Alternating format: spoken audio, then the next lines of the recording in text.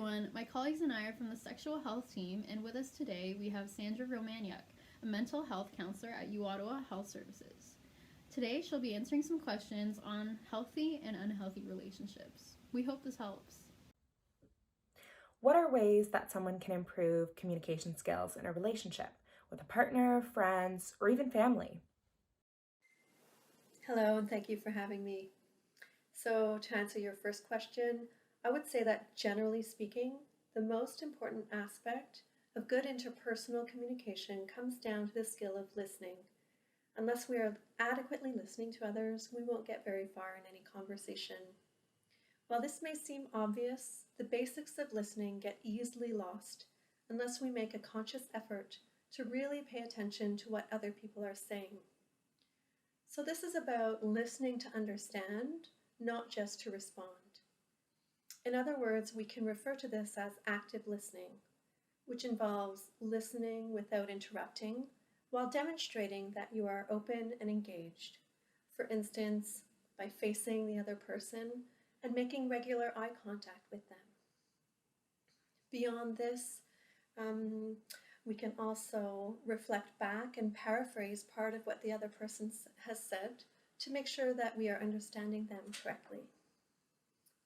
So good listening skills really lay the groundwork for effective communication and for more meaningful conversations overall. Beyond this, when it comes to expressing yourself in a conversation, ideally you want to be able to communicate in an assertive way.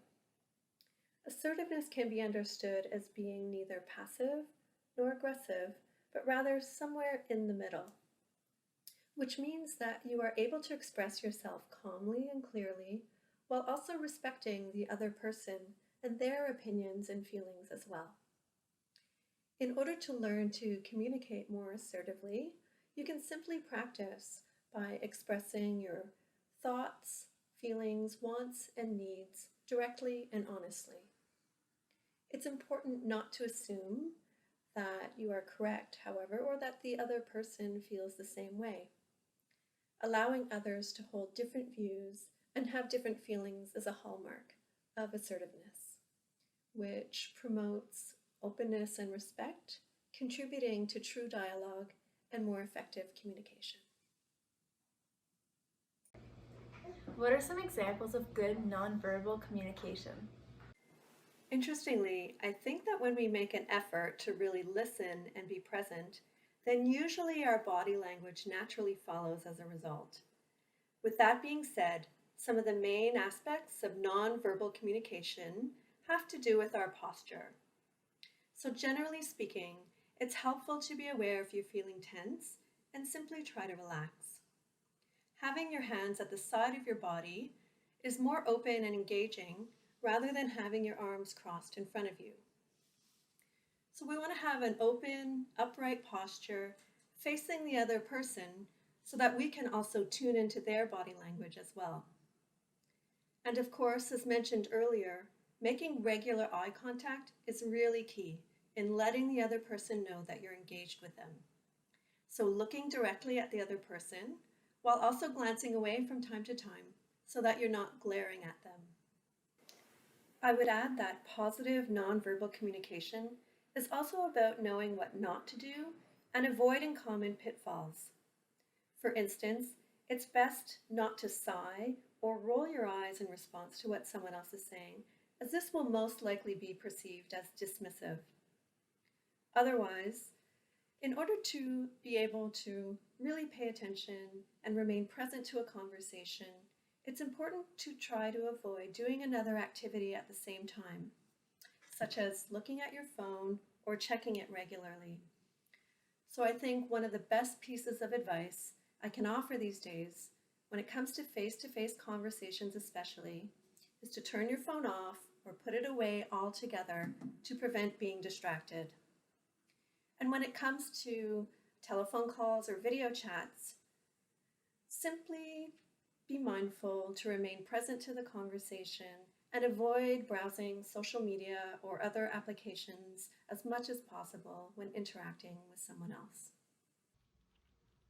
What tips would you have for someone trying to keep healthy relationships with family, friends, or significant others from hundreds or thousands of kilometers away?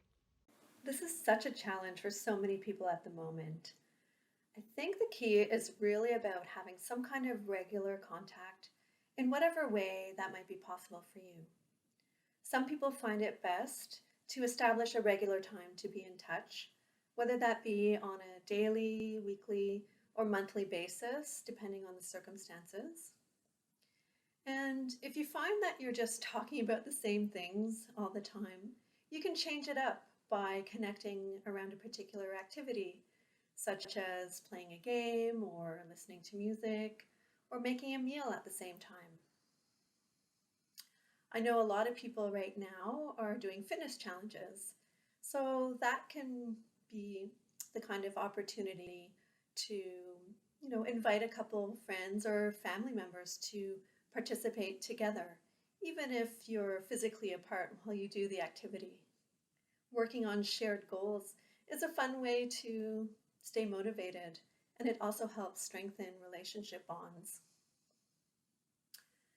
And beyond any regular or planned contact,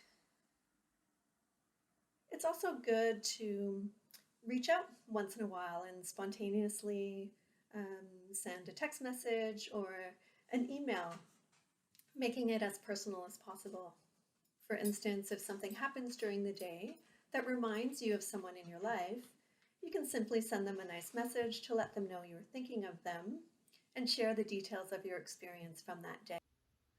What are the signs that an unhealthy relationship has become an abusive relationship?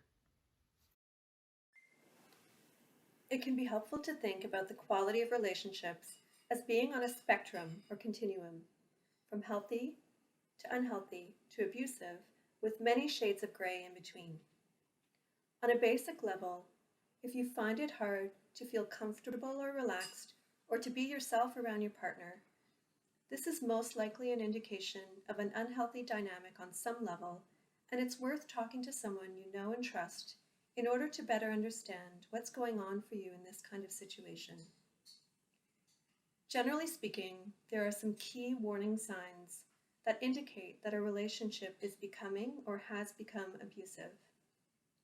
The following are some examples of these red flags to be aware of. Your partner is controlling and tries to isolate you, preventing you from contacting family and friends or speaking negatively about them all the time. Your partner expresses a lot of jealousy and falsely accuses you of lying or cheating. Your partner has unrealistic expectations and blames you for their problems and feelings. Your partner is forceful during sex and does not respect your boundaries. Your partner gets angry a lot and becomes verbally abusive, yelling and swearing, threatening and putting you down. Your partner becomes physically violent, throwing objects or breaking things, grabbing you forcefully, or harming you in some way by kicking or hitting you. These last signs are more extreme and on the farther end of the continuum, so please keep in mind that someone does not necessarily have to be verbally or physically aggressive in order for a relationship to be abusive. If you are being disrespected on a regular basis and made to feel less than the other person, and especially if you start to feel anxious or afraid in their presence, this is a strong indication that the relationship has most likely become abusive. And it's really important to seek support in order to find a solution with the help of others, such as a counselor or therapist, so that you can be safe on all levels, psychologically, emotionally, and physically. How do I know if a relationship is unhealthy? And when do I know if it's time to part ways with them?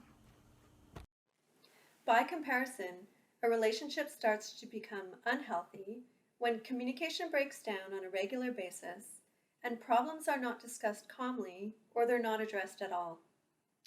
There's an unwillingness to listen and a lack of respect, often accompanied by a lot of tension instead of a sense of comfort and caring. There will often be a lack of trust, or previous trust will break down, and you may begin to suspect that the other person is lying or doing things behind your back, or the other person may start to become suspicious of you without any good reason. So the three main themes or pillars to consider here are communication, respect, and trust. Of course, no relationship is perfect, and ultimately it's up to each individual to decide how best to navigate their relationships and whether or not to stay or leave in any particular situation. However, these three aspects of communication, respect, and trust can be used as guidelines for assessing your own situation. And when in doubt, it's best to talk things through with someone you trust. Ideally, I would recommend consulting with a counselor or therapist to have a safe space to express yourself openly with someone who can provide well-founded guidance and resources. So in conclusion, I'd like to say thank you for the great questions. And for anyone interested in online resources to learn more about relationships and communication strategies, I would refer you to the Gottman Institute. Their website is gottman.com, Gottman.com. And they also have a podcast called Small Things Often, which provides nice bite-sized pieces of relationship advice in brief 2-minute episodes. So thank you for your attention. Take good care of yourselves and each other, and stay well. On behalf of the Sexual Health Team and Health Promotion, we would like to thank Sandra for answering our questions. For more information on resources to support you, go to the U Ottawa Wellness website at www.uottawa.ca/wellness. Thank you for watching and have a great day.